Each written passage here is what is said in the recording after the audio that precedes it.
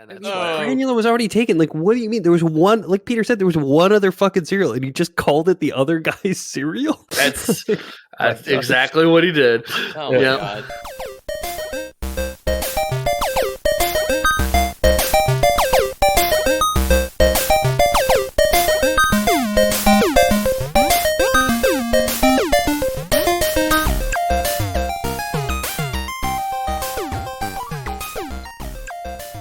Hey, what's up, dudes? It's the Lore Boys. Dudes? Dudes. Up, dudes? Hello and welcome to another episode of the Lore Boys. This time I'm bringing you some CE real history / lore. Oh my god. That's pretty good. That's pretty good. You write that one ahead of time, or is that off the dome? I wrote it down. Fine. A joke crafted as finely as a bowl of cereal. Yeah, exactly. Yeah, that one was fresh today, though. It's not soggy yet. I just made it right before. You could tell that was cereal before milk. That's the kind of joke that was. It's the only way to do it. Yeah. So my name is James Miller. Who else is here? I'm Ethan, enjoying a good bowl of GMO cereal. GMO, a lot like eugenics when you think about it. Yeah. God must oblige is what that stands That's for. what GMO stands for. I love my God must oblige cord. And Pete, my favorite cereal for real is Quaker oatmeal squares, which I think is a different guy. Quaker oatmeal squares, I've never had. Blue box, little pillow, delicious, love them. Okay, I was standing in the cereal aisle today when I was on my way back from work, just like looking at the cereal, being like, "What do I want to get?" I'm at that age now where I'm like looking at the sugar content of cereals, and I'm like, how does Cinnamon Toast Crunch have almost less sugar than like Raisin Bran? You know what I mean? Like, there's what? Really? Healthy cereal has so much sugar too. Like, it all just has so much sugar. It's crazy. Yeah. Like mini wheats. It's like as bad as any of the. I've got mini wheats now. Yeah, for the fiber. They're great. The fiber's great. I need it for my hemorrhoids. But the original creator of cereal really would not have liked that there was sugar in your breakfast cereal. It's meant to be non-stimulating and just purely nutritional and help you poop. That's all it's supposed to be. That's all it's supposed to be. Yeah. Is he like a prison colony guy? Like, this utilitarian approach to food is weird. Okay, well, I suppose we're gonna find out. Yeah, we're gonna have to get into it. Before we get started, do we have any new patrons in the past week? Who we sending the box of cereal? We've got one that we have in the inbox right now. Warm welcome to Lore Boys reference, and shout out to Ed Gein's Belt, who joined us. That's a Lore Boys reference? Yeah, the nipple belt is the heart of the nipple belt was a title of one of our episodes, and Ed Gein, the guy who I swear I fucking repressed this show. I only remember a couple of things, but yeah, Ed Gein, the guy who inspired Buffalo Bill, which maybe we talked about on Hannibal, and it's an episode that I wrote. That's why we talked about it on the Kirby episode, probably.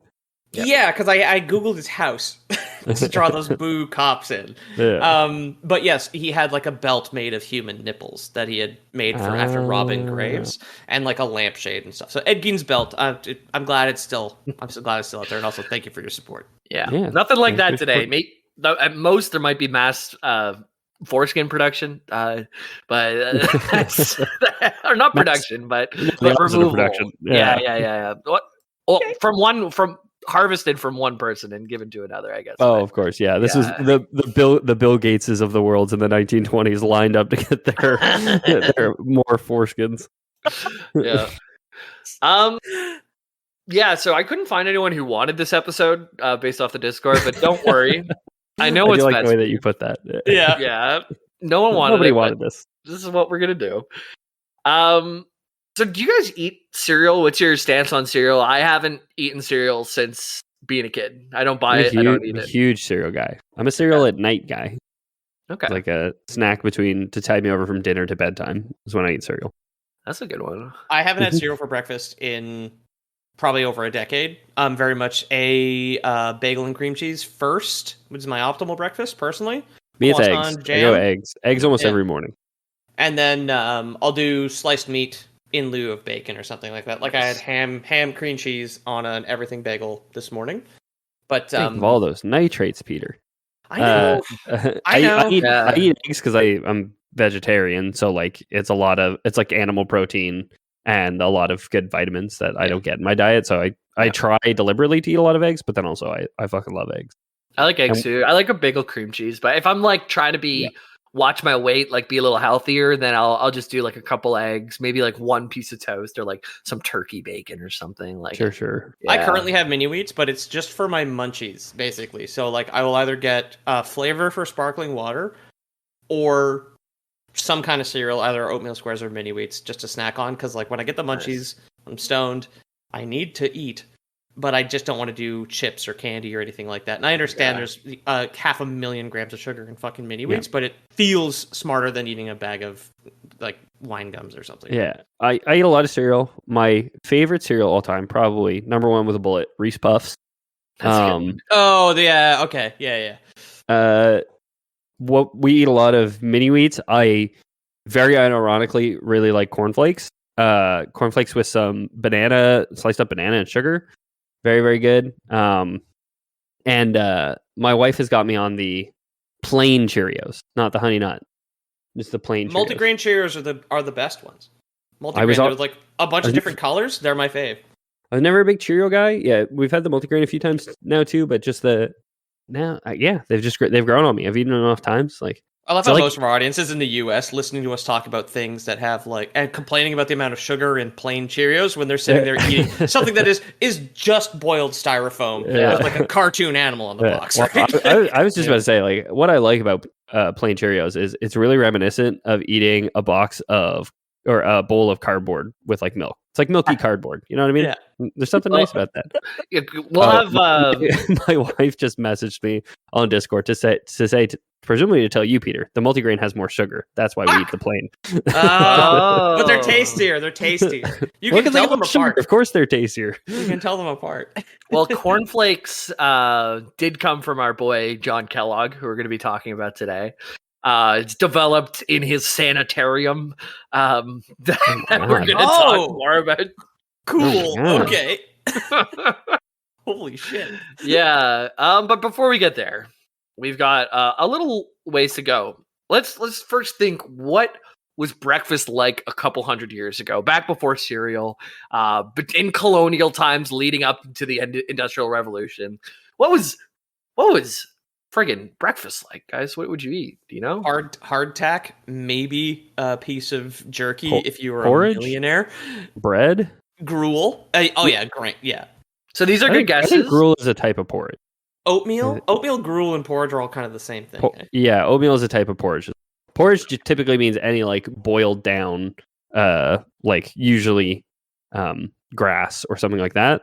So like if you're a farmer, you could have eggs. Those are free. So porridge, free from your chicken's butt. Part of the problem with porridge is unless you had already prepared it or were using already baked bread, you would have to go and get those grains and really work them a lot in the morning before you could actually make the porridge. And it was so time consuming, you would have to wake up at like 4 or 5 in the morning just to have your like 7 or 8 a.m. breakfast. I don't know if I would be too hard here, but I would be exhausted. At that point, I wouldn't be able to masturbate at all. I would have assumed that it was like you put them in a pot with water and then you like leave it next to the hearth, right? Okay. And it's just enough heat overnight to like be soft in the morning kind of thing. Maybe some people did that, but the common thing to do was just to eat your leftovers from dinner. So if you had you had meat and potatoes. Pilgrim's eating cold pizza in the morning, dude. Let's go. It usually was more like a meat and a potato type of thing, or like a meat and a vegetable. And they would leave it all night and it would like coagulate in its own fat. And then they would fry it up in the morning kind of thing. You can do like a French Canadian stuff. Like there's a lot of like, my dad makes a great one. It's like molasses beans and pâté, which is just like foie gras, which is just like fat and like animal livers. We have something called creton. Creton in that's what I'm talking about. Yeah, excuse me. It's like beef. It's another similar. I thought it was more made with beef creton, but maybe I'm wrong. It's like chicken liver and chicken heart, I believe, is how my dad does it, and the fat all holds it together. You're right. Pate is its one thing, isn't its own thing too? I think. I looked at it. It seems like pate is the general term, is the porridge, if you will. Whereas Creton is a cold spiced pork pate. Oh, it's a pork. Pork. Okay, yeah. Okay, well, good to know. But that'd be something pretty common for breakfast. Then you would have whatever the night was before. Get your lumps of lard. Yeah, exactly. Put that all together, and that was fine. One more quick thing about pate or creton is when my dad would make it, he uses again like chicken parts. I wouldn't eat it as a baby. I wouldn't eat it if he told me it was chicken liver and chicken hearts. So he was like, "It's monkey meat," and I was like, "Oh, delicious!" And he still he still calls it monkey meat when he's making it. And like for Christmas or whatever, he's like, "Oh, do you want me to make you some monkey meat? I'll bring it over. You can have it for Christmas and take it home." I'm like, "Yeah, absolutely." But it's because I refused to eat chicken hearts when I was a baby. I saw him the other day, and he was making a big deal about me having a rosé wine next to me. He's like, "Oh, you're drinking the rosy, drinking the rosy." I'm like, "Are you trying to like say I'm less of a man for drinking pink wine or something?" Well, it's a woman's color, Jamie. He's 60 years old. I guarantee that's exactly what he was saying. He's like, "Come to my house and call me gay." Okay. Not that there's anything wrong with that. Yeah, anyway. It doesn't matter how right you are. Don't do it. Yeah, exactly. Anyways, so people would just eat whatever was from the night before. But it turns out that eating a heavy meal of mostly meat or the same thing 3 times a day is not ideal for everyone's health. Jordan Peterson's doing great. Check that out. Even today, we have heard of people eating red meat every meal and they end up crying on the internet. Also getting damage and going to Russia for sketchy surgery. So, like, exactly. Yeah. I'd cry on the internet too. Yep. As time went on, some of the wealthier folks, especially Europeans, followed more of a trend that they'd have this giant breakfast buffet, cold smoked tongue, ham, sausage, egg dishes, closer to something you'd see on a breakfast menu today. But that's still not where we're at yet, where we still had people eating their dinner for breakfast. I refuse to start my day without some cold smoked tongue. Okay. One time I had to delay my dad to get home for his surprise party, and we went shopping and he was just going way too quick. I didn't know what to do. So I was like, fuck, I'm gonna have to break something to like keep us here longer. And I found a jar of tongues, pickled tongues, and I was like, no one's gonna miss this. And I just threw it on the floor and it smashed. Oh my god! I would have you arrested. I am a firm believer that like all these people who go on TikTok and fuck with drive-thru workers are like. And you should not fuck with people making minimum wage, dude. It was it was like a small family-owned store. This guy owned the worse. store. That's worse. Yeah. Oh, no, I know. But I was like, oh, my dad will pay for it or whatever. Like, I would just need to hold him here longer, right? Just grab the steering wheel from him fucking next time. You won't ruin anyone else's day. So I break it. Tongues and glass everywhere. And the guy's like, no, don't worry about it. You guys go on your way. So it didn't even stall us. The guy just let us go. Well, especially like take a report. I hope Pop from that mom and pop shop is now listening to this episode years later. Like, it was him. He lied. Ethan, I can tell you which store it was. It's not so far from you. You can go check in on him. But, oh, damn. Okay. Yeah. He's got like a bad picture of Jamie up on the wall. It's like, have you seen this man? It's like him wearing sunglasses. Yeah, he's wearing sunglasses. He's got a baby bonnet and a diaper on with a big lollipop and a sis. I was like 16. Yeah. All right. So we got these wealthy folks who can afford the tongues off the grocery store floor, and but this is not happening for them right now. Right now, our Americans, our warm-blooded Americans, are eating breakfast for dinner or dinner for breakfast. What year-ish is this? This is like 19th century. So we're getting into John Harvey Kellogg's life now, who was born in 1852. But we're kind of talking. Okay. Yeah, we're talking leading into it, kind of thing. Okay. Yeah. So to get the full history on cereal and how it came to be, well, we the can hop podcast, dude. So excited. Yeah, cereal. We're gonna find out what happened to Adnan. We actually have interviews. I think he's with out. John Harvey Kellogg. Yeah. And you notice that he has a middle name, so he has indeed assassinated someone, like a president or something. Oh, true. John Harvey Kellogg. Yeah. So he's an American businessman, inventor, physician, an advocate of the progressive movement. What's the progressive movement back then? It's a period of widespread social activism and political reform across the United States on defeating corruption, monopoly, waste, and inefficiency. So, Cole, seems like good stuff. Seems like good stuff. Yeah. I think that's all that's in this Pandora's box. Yeah. he seems good and cool. He must be a great guy. So I can show you guys the first picture. He's the director of this place. It was fucking amazing for the time. The Battle Creek Sanitarium in Battle Creek, Michigan. Shit. Yeah, it's like 5 stories. 5 stories. Yeah. It's like 1 million square feet. Holy. Multiple he buildings. He treated a lot of folks in there. There's it combined aspects of a European spa, a hydrotherapy institution. We'll talk more about that later. A hospital, a high-class hotel. It was a place to be. Henry Ford attended, Thomas Edison, Amelia Earhart, bunch of famous people of the time. I don't know, Doc. I just keep dreaming that I'm going to be devoured by crabs. That's what happened to her, right? She crashed on the crab place. Yeah, Christmas Island. Yeah. Crash landed on Crab Planet. Yep, crab rave around the. So Kellogg, in this beautiful place, he treated the rich and famous, but he also treated the poor who could not afford other hospitals. So pretty cool guy so far. Okay. Sure. Yeah. Really feel like you've put one foot firmly down and you're setting us up for another shoe to drop or something. I don't know. Yeah.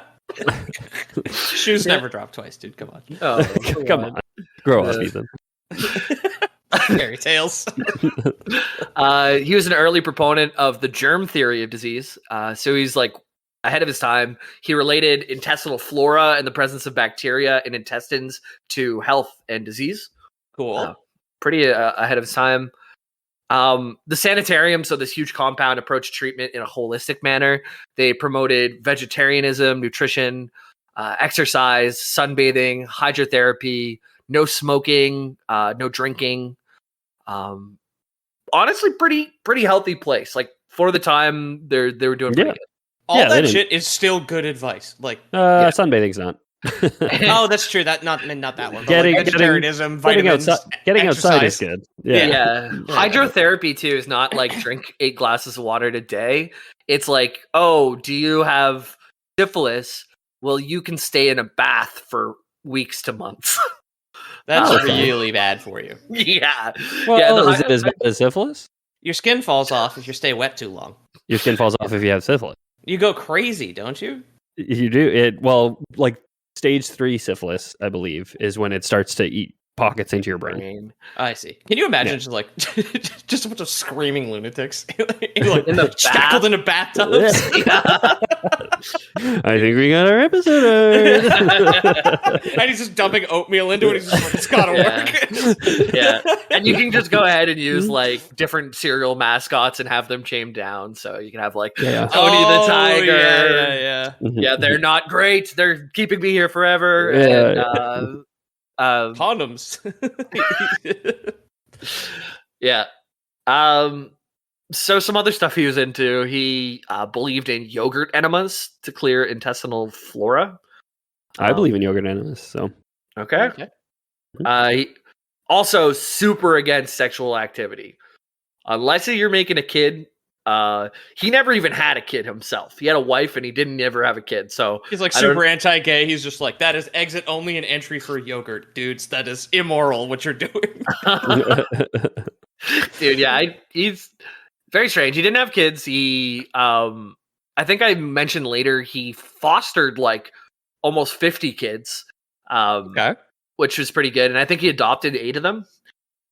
So that's on the whole, that's probably pretty good for the world. Although how good he was as a dad remains to be seen. We weren't there, but taking 50 kids off the street's probably a good thing. Again, not to. We have buried the lead a little bit here. He does have some very negative outlooks, I think, on a lot of things like race and eugenics and stuff like that. Yes, he does.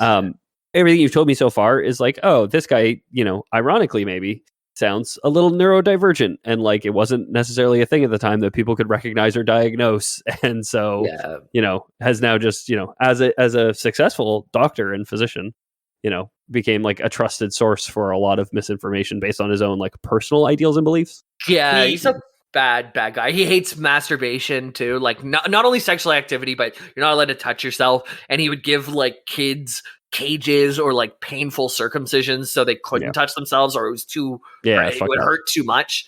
So this is stuff that I didn't include off the top, but like he is a bad guy, and we're kind of laughing at the good things he's doing, ironically. But a lot of his like sanitarium advice is just like he's just a primordial guest for like the Joe Rogan Experience, right? He just like has a bunch of kind of like really basic woo good advice, like eating vegetables, and he presents that as like revelatory stuff that we all do. Exactly. Yogurt enemas. He'd be like, "Oh, that's wild, man." Yeah. You don't need a vaccine, dude. All you got to do is eat some vegetables and stay in the bath for this month, and you're gonna be okay. I showered a couple times when I had COVID. It went away. I don't know if it was the vaccines I took or the warm water. I'm not a doctor. Once your water becomes yogurt colored, it's time to change the water, and that's all you got. Oh no. Okay. But yeah, bad guy. But let's lead up kind of what his history was, to lead him to have the thoughts that he did, especially around sexuality and why he even became a doctor. So before Kellogg was born, we're stepping back. This is the religious kind of path that led to his sect. And first, before he was born, that led to his sect was the Millerites. They follow the teachings of William Miller. So Bill Miller, back in 1831. Bill Millerson. Yep. He first shaved publicly. He first shaved pubically. I mean, shared publicly. No ghost of Dr. Kellogg, not the cage. Not the ectoplasmic chastity cage again. His belief that the second advent of Jesus Christ would occur roughly in the year 1843 to 1844. I wasn't around. Did it happen? There's a big group of folks, and they're all like, "He's coming. We can't wait. He's coming." Bill Mills said so. I love the chutzpah of these guys to just be like, "Hey, we believe in this storybook for children from 2,000 years ago." That says like he's going to come back, okay? And you know what? It's been 1,830 years. I bet you it's in my lifetime. Yeah. Oh yeah. It's just I bet you I'm actually the 60-year window that he comes back in. And I deserve to lead the folks to him because obviously I'm as important. I'm part of this. I'm super important. Yeah, exactly. I'm the most important here. Yeah. Jesus is the B story. Jesus coming back is the B story. I'm the A story in the movie. Yep. So William Miller, he lost all his followers around 1844, 1845. Whenever the day after Jesus didn't come back. It's probably like a few days after. You can string them if you strung them along for that long. You keep stringing them for like a week, right? Be like, oh, I must have got the dates wrong, guy. Oh, I was holding the calendar upside down. Oh no, it's later. It's next week, actually. Yeah. Yeah, what's the tail on a failed doomsday prophecy? I wonder. Just like, it turns out heaven wasn't a place on earth. It's taking them a while to get here. It'll be a while. But the Millerites, they look for new ideologies. So there's a bunch of branches that came out of the Millerites. Because they're like, well, if Jesus didn't show up on his watch, then one of us should make a new watch, and it's gonna be be us. And I'm quaking in anticipation to find out what kind of sex were made. I found some interesting illustrations by this guy as well, which I'll toss in the images here for the page. By John Harvey Kellogg or by Bill Miller? By Billy Miller. By Billy Miller. Oh, wow. Wow. Yeah, really cool. Really cool. Like old, like I guess like pencil or like ink drawings of like mythological creatures. He's got like the basic math on when God's gonna come back. Yeah, there's like calculations. A chronological chart of the visions of Daniel and John. Yeah, this is his this is his Nostradamus, right? Yeah. So it's his penmanship and his quick maths on when the big J is coming back. I like the Hydra in pagan Rome. Next to the Hydra, I don't know if you guys can see this. There's Jesus of Nazareth on the cross. Yeah. And it looks like he's got 4 titties, like 2 stacked on top of each other. Yeah, he does. Just shading, but what? Well, he has 4 titties. Well, maybe I could get behind this whole thing. No, John Harvey Kellogg's ghost, not the ectoplasmic chastity gauge, please.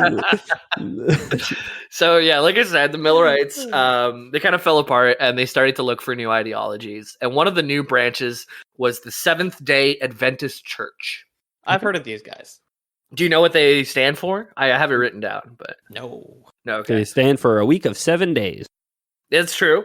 No Jesus more. On Sunday? That's what's the end of their week? Saturday, Friday, Saturday, or Sunday? Okay. Saturday. Monday is we work in the light shop, right? Everybody takes a turn at the lighthouse. Mm-hmm. What is it day starts 2? on Sunday. It starts on Sunday. The Lord's Day? What? Saturday, the 7th day was the day for rest.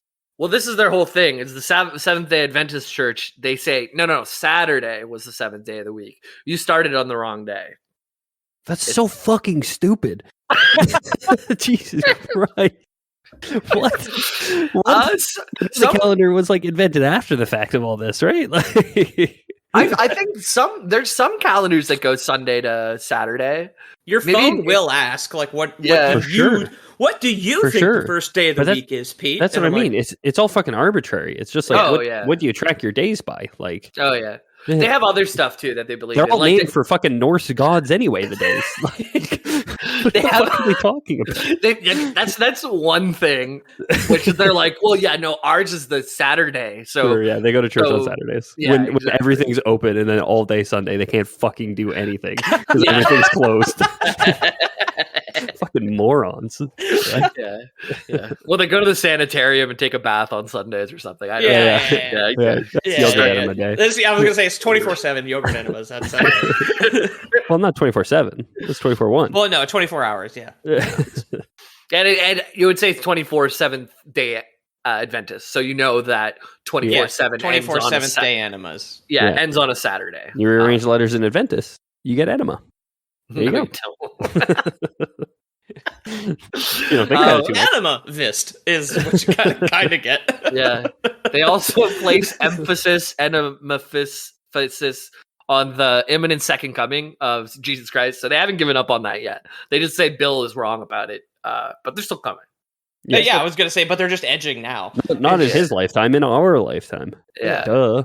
And another thing they believe, they're annihilationists, which I just learned is whenever Judgment Day comes, instead of all the people going to heaven and hell, people go to heaven or whatever's next. And everyone who was a sinner or a fallen angel like Satan will have their consciousness extinguished.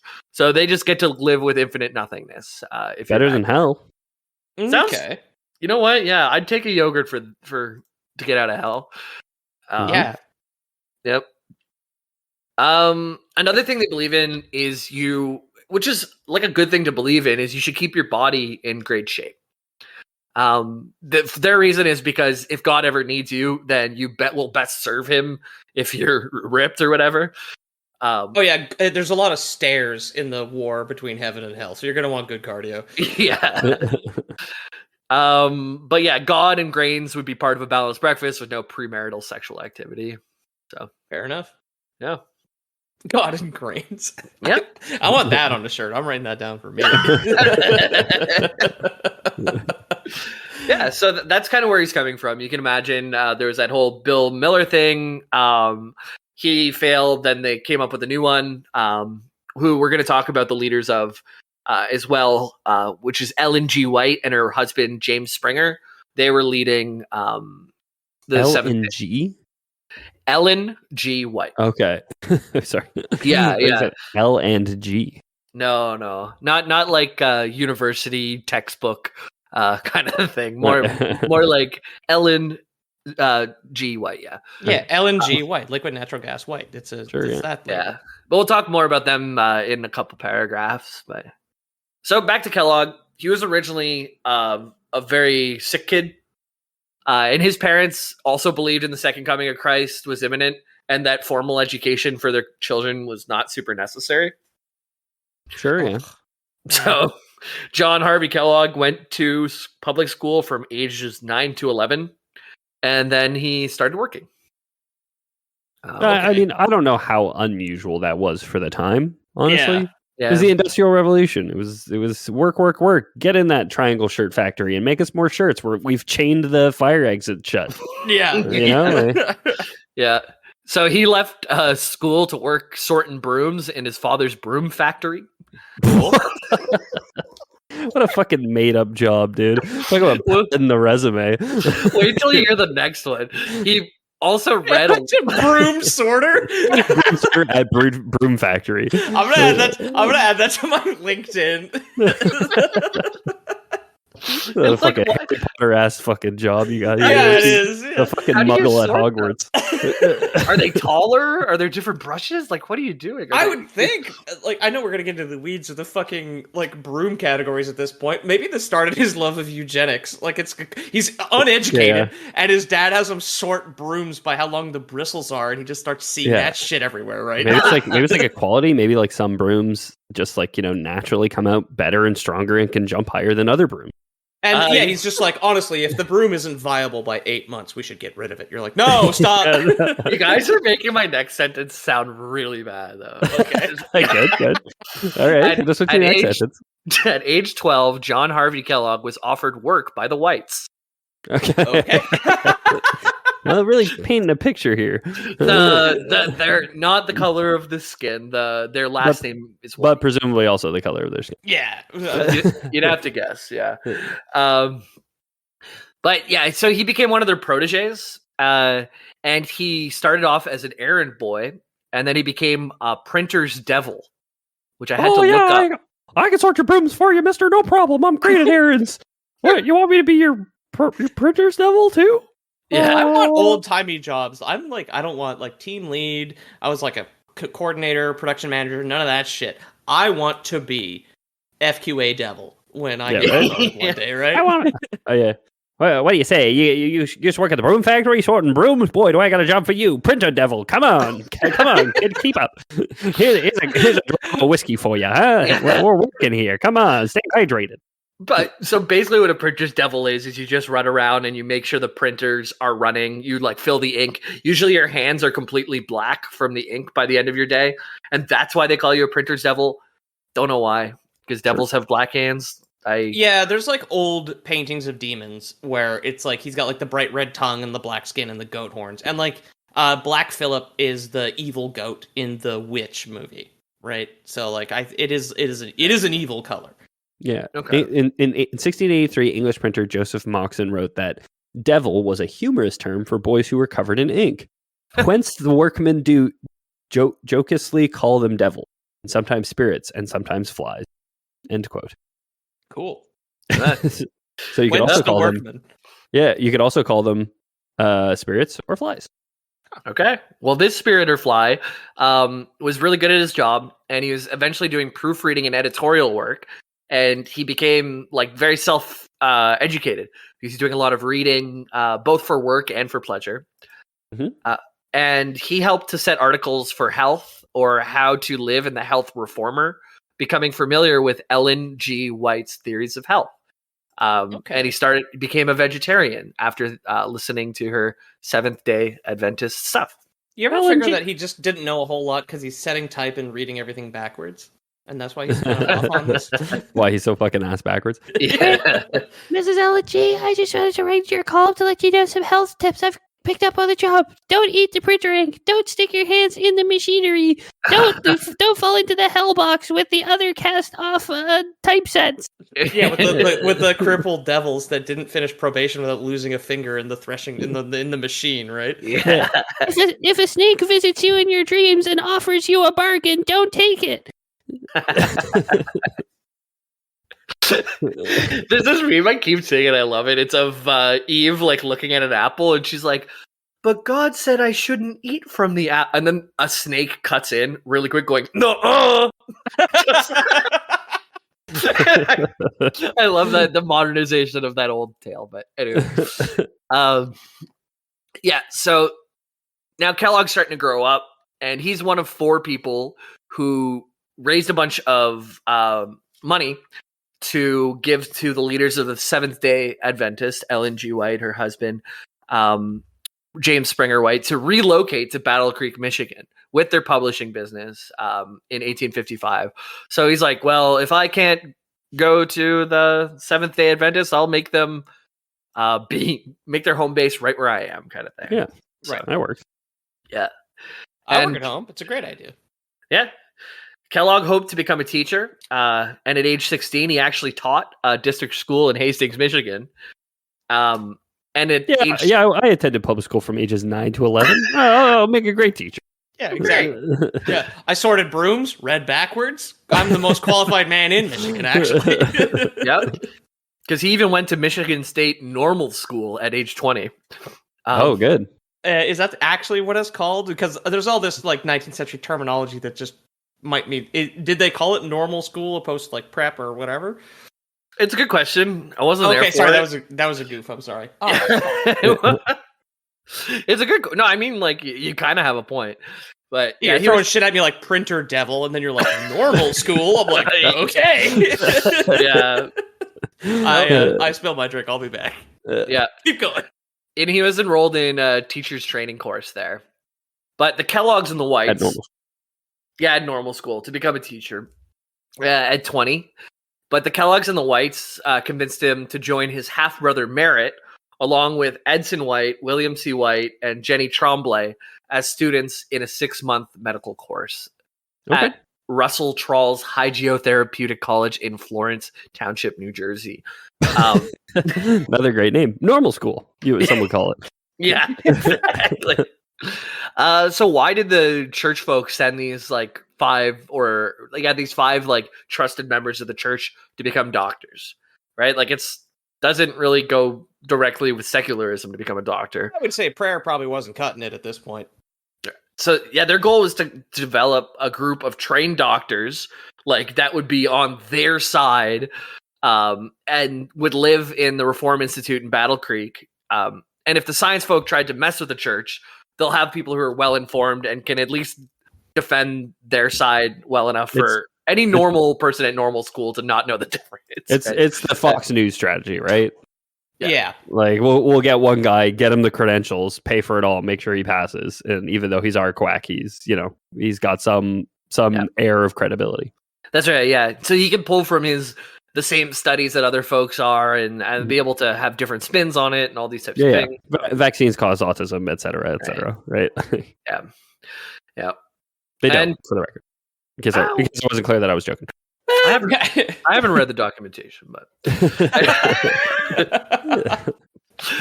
Kellogg gained fame while being the chief medical officer at the Battle Creek Sanitarium. I love the name too. The Battle Creek. Battle Creek's a great name for a town, for sure. Yeah, honestly. Yeah. And then the sanitarium too. It feels like there's something violent but like clean. It's like almost like violent cleansing, which is something he probably believes in. Yeah, but, yeah. It's almost too good to be like a video game location. You know what I mean? Yes. Like it's too on the nose to even like exist in a video game. But very, very good. I thought of this idea, by the way, because I was thinking of the games I played recently, and I was there's a character named Kellogg in Fallout 4, and I was using his pistol. And then I was like, oh yeah, that Kellogg guy has like a crazy life story, like the real Kellogg guy. Why don't I think about that? So it did come from a video game. So there you go. Battle Creek Sanitarium, put it in Fallout 4, someone. Even though it's in Michigan. Yeah. There's a sanitarium you go to, and like an abandoned one in Dishonored 2. Nice. Which is like, again, one of these like rich people hotels with all these like, quack treatments for various whatever, for the consumption or shit like that. Yeah. Cool. So Adventists believed in promoting a vegetarian diet, abstinence from alcohol and tobacco, good exercise, all which Kellogg followed. And he's remembered as an advocate for vegetarianism and wrote in favor of it very early. Like before that was you'd hear about it a lot more now than you would back then, kind of thing. Mm-hmm. Even after leaving the Adventist church in his midlife. So he only stayed with them for like the first half of his life, but still always had that influence. This is why there's no bacon bits and cornflakes. This is why. Yep. But you know what? Man, you buy it says on the box to use milk and not beef broth. Well, you put the beef broth in the cereal first in the morning. Yeah. You put the cereal, then the milk. But if you're using beef broth, you put the beef broth first. Yeah.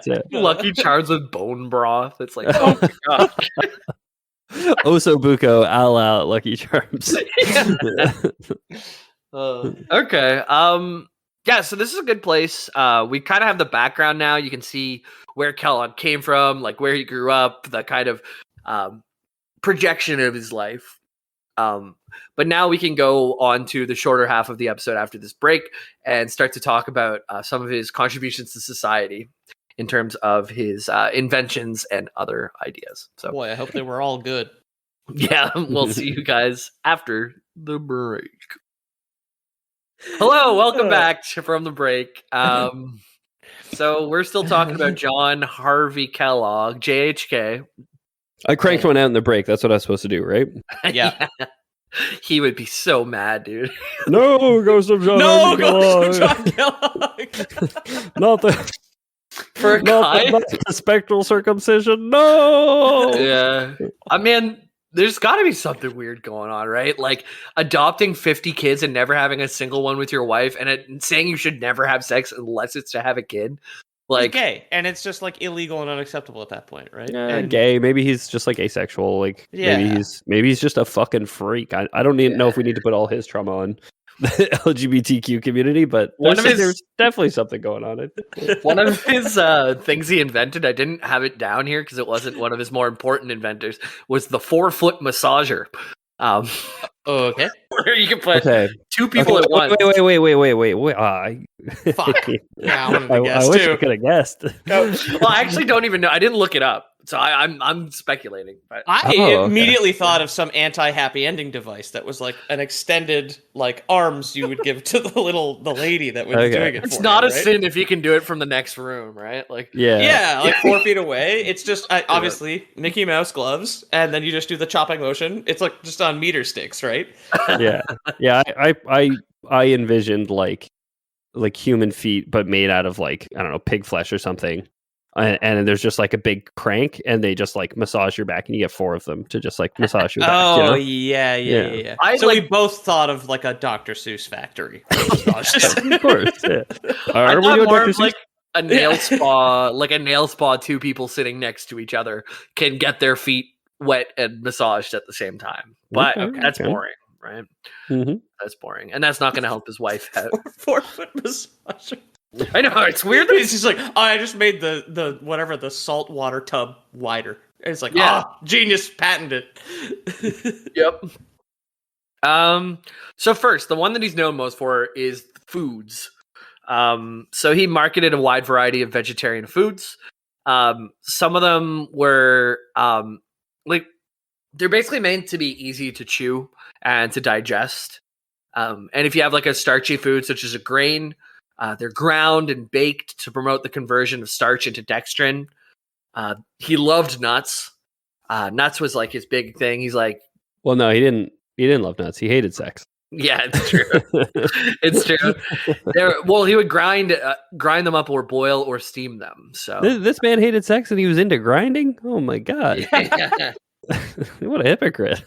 He thought that nuts were going to be the future. Basically, whenever we make all of our no, babe, I'm telling you, nuts are the future. He's kind of right. Like fucking nuts. California used all of its water on almonds. There is none left. Like, there's he was no on the right track. They used it all in almonds. Yeah, and like whenever. Like people would, I guess, like more people that versus farmland or something, like as population was ramping up, nuts were like to him the way that we would have to go. Because I don't know, they're fatty and nutritious. I kind of get it. Yeah, I don't know. That's his thing. That's Kellogg. Yeah, they're very healthy. Don't get me wrong. Yeah. Just what a harebrained thing to say. Nuts are the future. Yeah. And all the foods he developed tended to be bland, because in the teachings of Ellen G. White, I was going to say flavor is sin. It's indulgent. Yeah, bland foods minimize excitement, sexual arousal, and masturbation. So one thing I want to make clear, because it's really not like today, whenever you hear Kellogg, if you know this story, it's like, oh yeah, he made cereal to stop masturbation.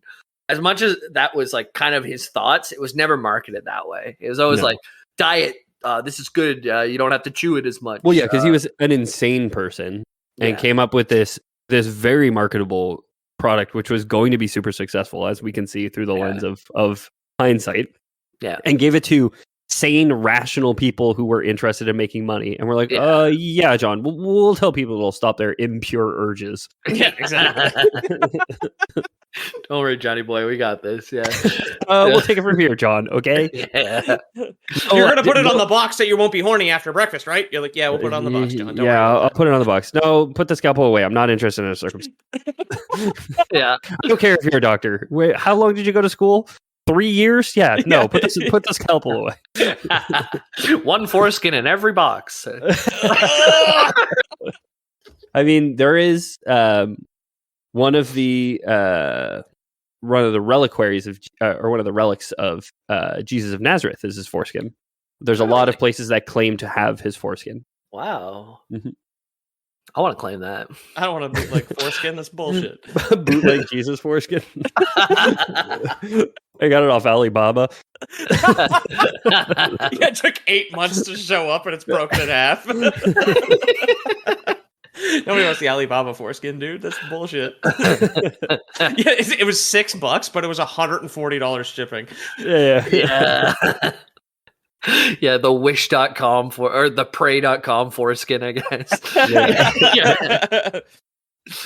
They're way more likely to be smuggling kids. Yeah. Mom, we want Jesus foreskin. Jesus foreskin at home. It's just a bowl of nuts. Just a bunch of almonds. Yeah, it's a breakfast cereal. Our boy in 1877, he starts experimenting to make a softer breakfast food. He sees I want to call it Jesus' foreskin. It's like, we're going to call it cornflakes, John. Yeah. Yeah.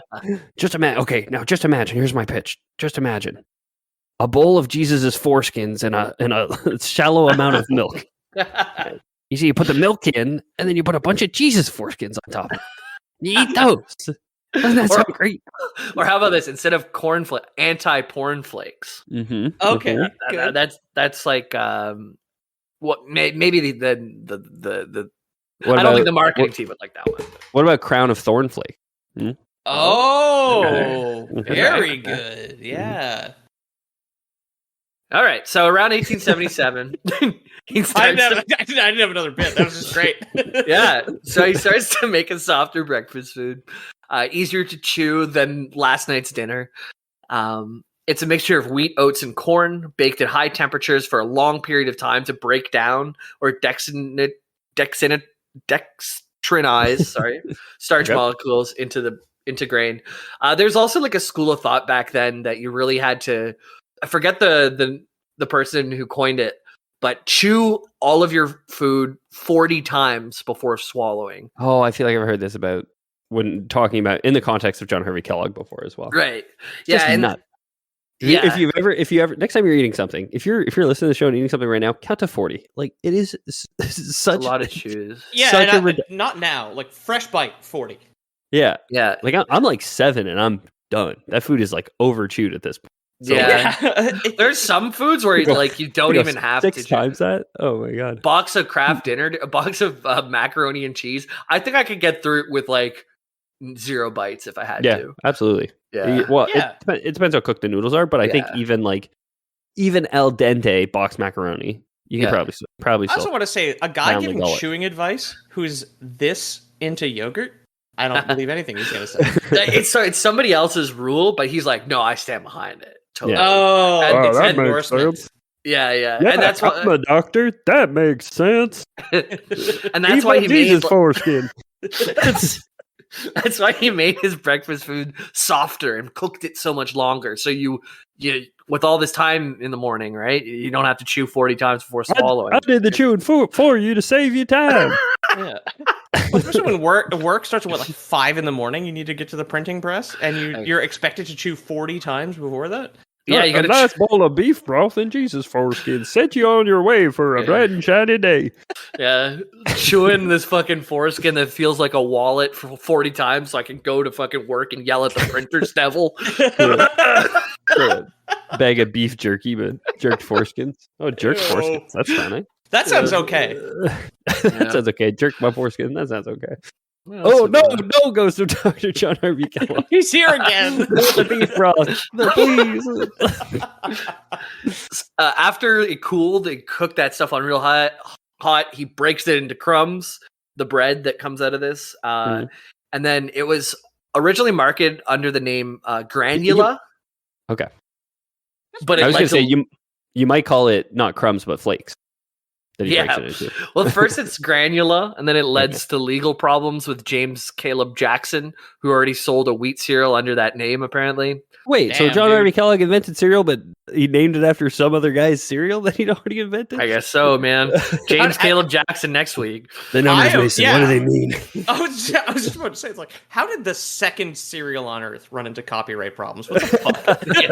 Well, it's like when there was two cars in the state of Ohio or something, and they had an accident, they crashed into each other. Yeah. So the Granula, like, maybe would have been under James Caleb Jackson. I need to look it up, but it might have been just like an ingredient for something else. Like when you make a pie, put some Granula on the top to give it a crunch or something. I don't know if it was actually cereal, but the inventor of the first dry whole grain breakfast cereal, James Caleb Jackson. Okay, there we go. He called Granula. He was born in 1811 and he died in 1895. Wow, he's much younger. And he was part of a series on Seventh-day Adventist Church. I don't know if he was part of it. So he was a physician, and he opened a hydropathic institute. Oh no, whoa, dude! He's like the same guy. Okay, we're doing a serial multi-parter to close out the year of lore, boys. Okay, from now until the end of December, it's just serial guys because they're all freaks. Clearly, yeah. Just wait till we get to the fucking honeycomb mascot. That guy's a freak. Wait till you see his foot massage device.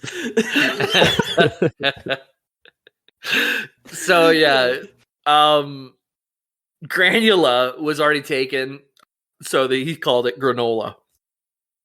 And that's Granula was already taken. Like, what do you mean? There was one, like Peter said, there was one other fucking cereal, and he just called it the other guy's cereal. That's exactly what he did. Oh my god.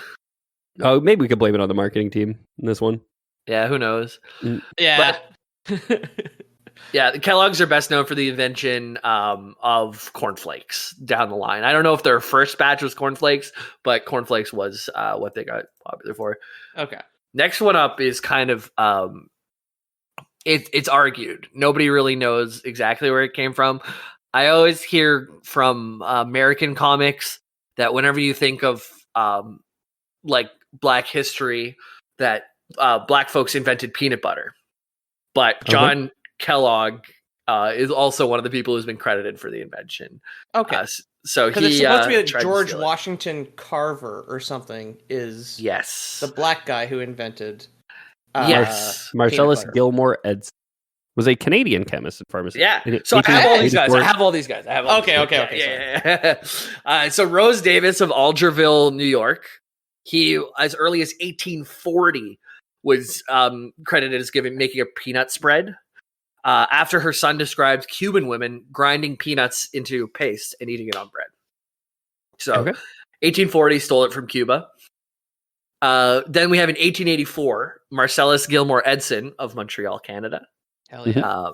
Obtained a patent for the manufacture of peanut candy. So it's a flavoring paste made from roasted peanuts with 7 parts of sugar. So we're getting closer to it. And this is 1884. In 1894, we have George A. Bale of St. Louis selling a cheese nut snack food containing peanuts and cheese. And then the peanut only version was more successful when they took the cheese out the nuts. Just John Harvey Kellogg shaking at the phrase cheese nut. What did they do to my pure flavorless snack? And then the one that we know, or that is more well known, is the George Washington Carver. Yeah. He's often credited because of his scientific work with peanuts and the promotion of their use. but Carver and Kellogg corresponded in the 1920s and 30s about the use of both peanuts and sweet potatoes in recipes. So I'm fine with leaving it with George Washington Carver with the W on this one.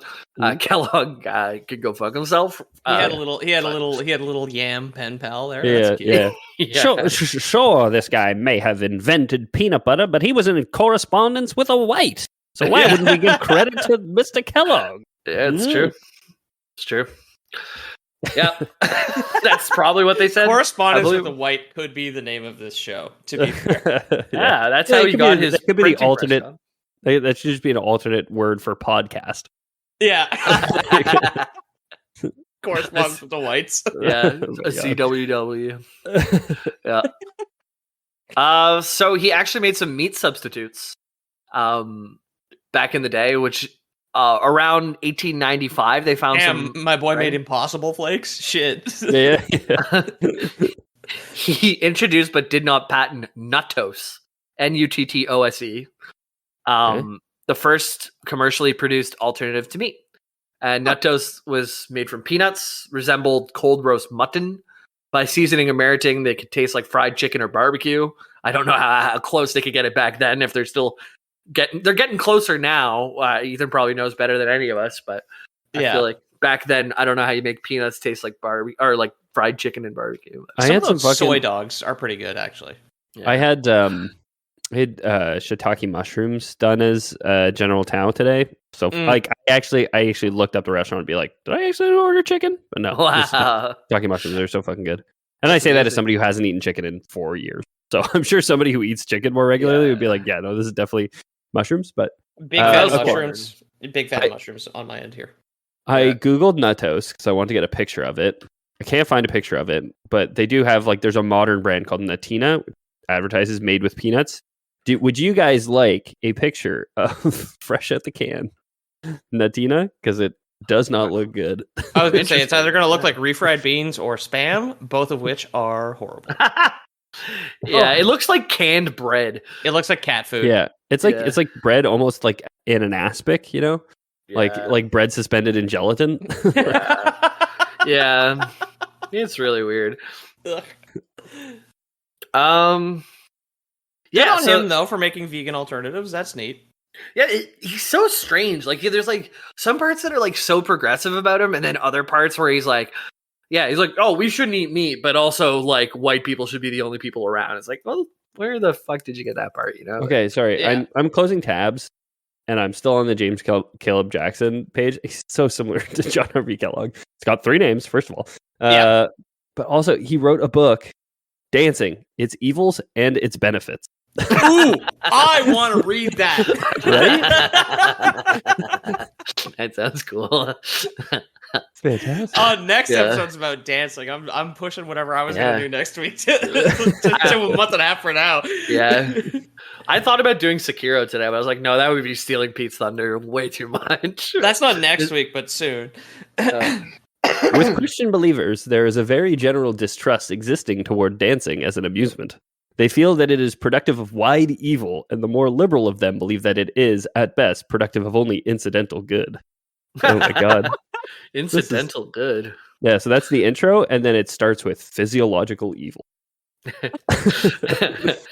So next up, we're moving on to some of his medical feats. Now that we've gotten cornflakes and peanut butter out of the way. Peanut butter, which he did not invent, for the record. Which, no, he didn't. No. But he sometimes tries to take we had like 4 people in front of him on that list too, and we'll still give it to the guy that everybody normally says. So that's it. Yeah, 4 black people or 3 black people at least. Yeah, mostly black people. So not surprising that it was stolen. Also, photography was invented by a black person. Also, the Cuban ladies that were already doing it. Yeah. Yeah. So next up, you can look at the next photo I have for you. It is the one with the chair and the light bulbs. Okay. So this is called a radiant light bath. This is big on Fox News too now, showing your butthole to the sun or whatever. Oh, right? sunning your nuts. Yeah. So this is complete quackery, except for there is some folks who treat depression with light that basically mimics the sun. It's just like if you're not getting outside enough, then tricks your body into producing vitamin D. right? Yes. So that's the only type of therapy that is real for this. But he would stick people with fatal illnesses in a closet full of light bulbs and leave them in there for a while and just be like, to be fair, better, so man. in this picture, it's a like a white stool with a back, in a, like James says, a closet of mirrors and light bulbs. And then there's just like the perfect little carve out for your head. So you would close all the flaps presumably, and just your head would be sticking out of this box, so you could still have a conversation with people. Yep. I didn't notice that. They have little foot vents too. Yeah, so your feet can breathe. Yeah. That's important. I don't know how many. You can only get 2 feet on there. Yeah. You can only get like maybe. You can't get 4. So this thing is not adapting his old This is not the 4. This is not the 4 foot. Yeah, the 4 foot light bath. No. It's kind of reminiscent of those like old people bath that you are like the taller ones. The sit down bath. Yeah, exactly. My grandmother has one of those. Yeah. Oh yeah. Every time they would come on, my dad used to say how ridiculous it would be to have to sit and wait for it to drain. Yeah, he's right. That's correct. Don't open the door on my light bath until all the bulbs are off. I don't want you to see my shame. Yeah, another invention. Darkness hides my shame. Another invention I found of his is the last picture. I think it's an exercise machine. I couldn't find it. It's called the camel bench, or the camel something. Let me see. Hey, okay, so to describe it, the camel for exercise. If anybody has seen an old sewing machine, it's got the big wheel on the bottom that I guess you move with your feet. In this photo, you can't see if it's got pedals, but it is just like the metal kind of middle cutout of a horse with just a fucking regular saddle on it. Yeah. And then what looks like an Uzi on the front and like a big wooden crank. Yeah. So yeah, you can, it's just an exercise machine, I guess, before, really, like back then, I feel like you just went to work more than anything. Yeah. But just worked in the lead mines until your back broke. Yeah. The Industrial Revolution, baby. You just make hats until you go crazy. Yeah. He also created an irrigator, but this is in the medical field, so it's not for tending to your farmers' fields of wheat for the cereal. It's his invention of improvements to an irrigating apparatus, particularly adaptable for colonic irrigating. Yeah, got to go flush out this year's nut harvest, if you know what I mean. It's yogurt, I swear.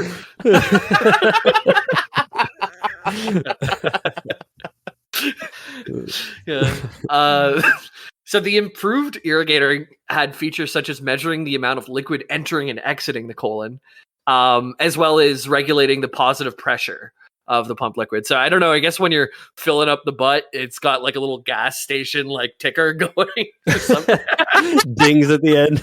You got an attendant in a little paper hat with like a striped shirt. Like, oh, well, gee, howdy there, mister. What are we doing today? Filling her up? Yeah. $40 worth of yogurt, please. $40. Come right up, sir. You want the premium unleaded or regular unleaded? No, all the lead, please. I'm told at this time in history that it's good for me. Yeah. This guy just wants a tip. I'll do self-service.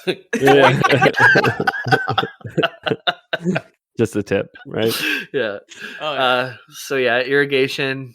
I'm gonna fill you up. Just get in this room. You'll see there's this conveniently cut hole in the wall. Just put your posterior right up against that. I was gonna say it's got a little like infinity like cut in the just like 2 butt cheeks that you can go through. Yeah.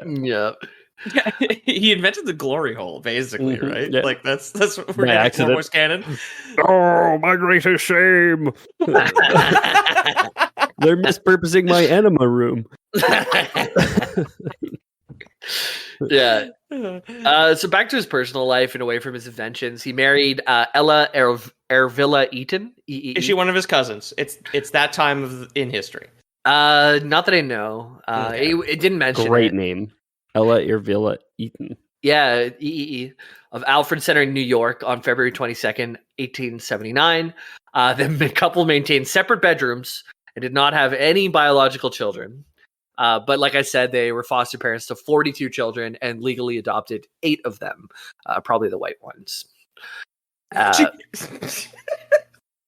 And although John Harvey Kellogg had done some good in his life, this is just in case Ethan didn't interrupt me or not interrupt me, but like give the right message earlier. He has bad opinions, like bad opinions about sex.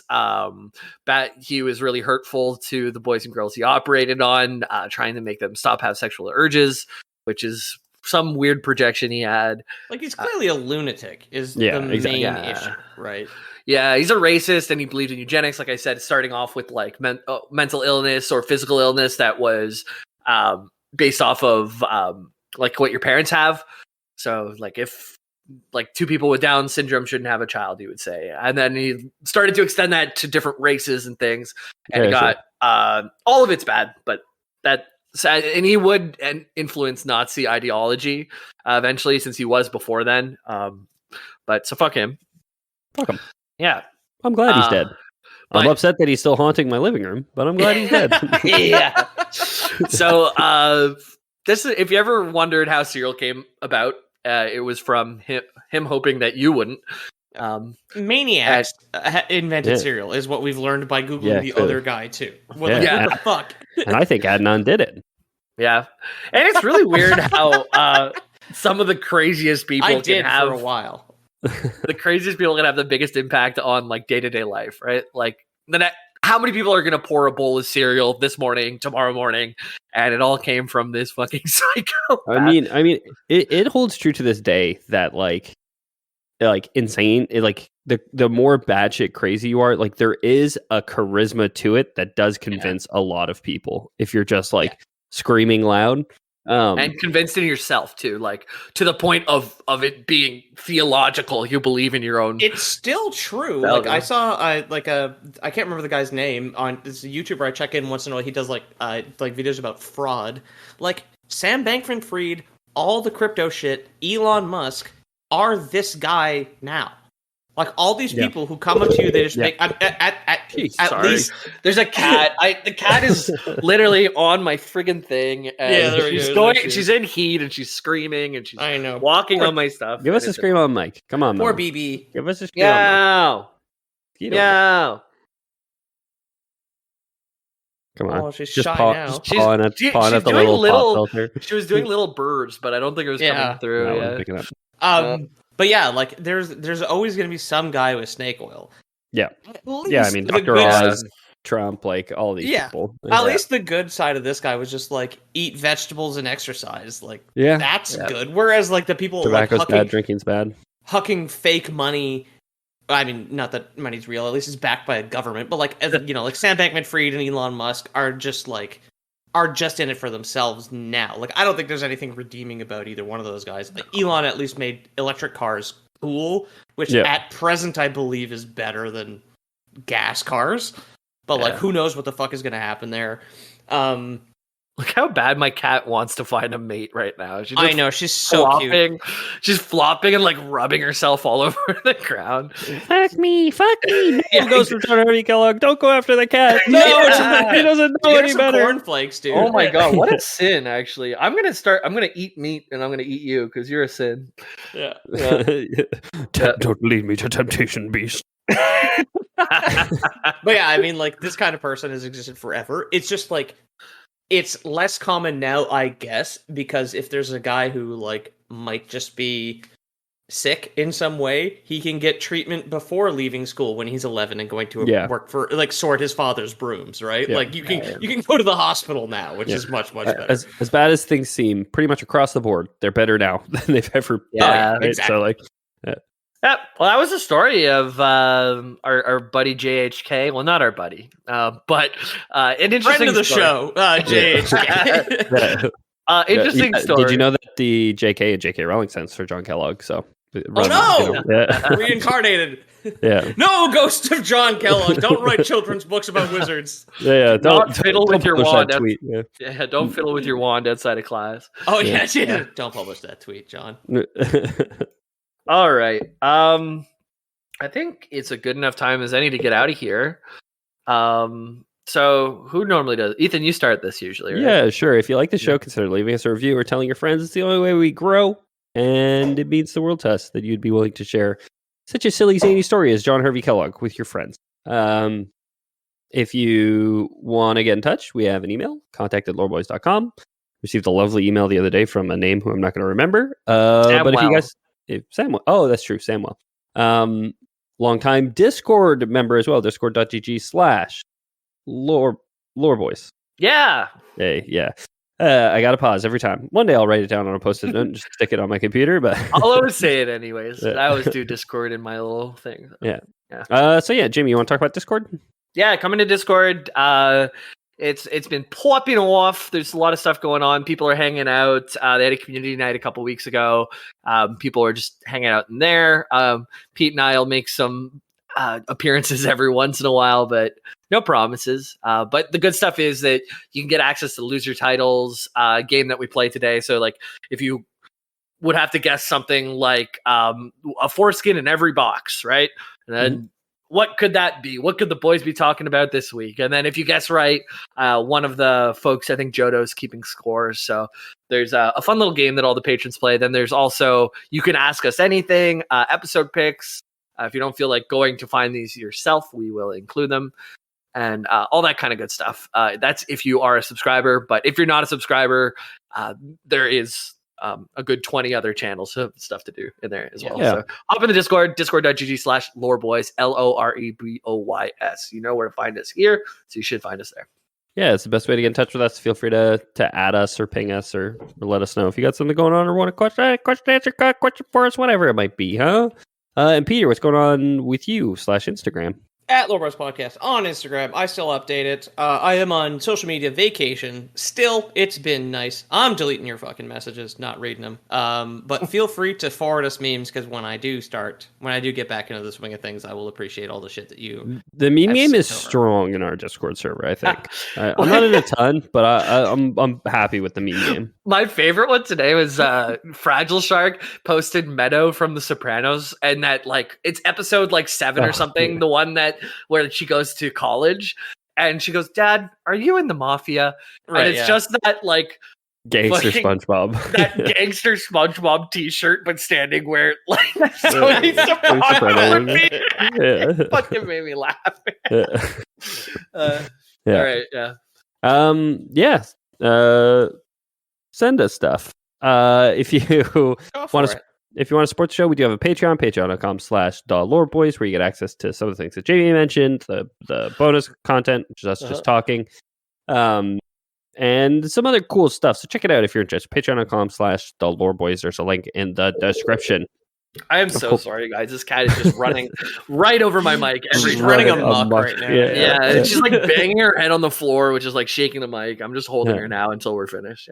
Yeah. If you don't trust Patreon, of course, we do have Lore Boys Prime. This week, we are in need of a Ghostbuster. Because I do be wanting to bust, if you know what I mean. But I got a bit of a problem with the ghost in my house right now. He keeps putting all my bread into gelatin, and sometimes I will wake up and my genitals are in like an aspic, just kind of suspended in a jelly, like the first episode of The Office. It's an unpleasant way to start your day, I gotta say. You know, I just want to get up and have my bowl of cornflakes and jerk off before work starts, and it's really hard to do. Really hard to do. When I look down and my nuts are in jelly, and there's yogurt leaking out of you.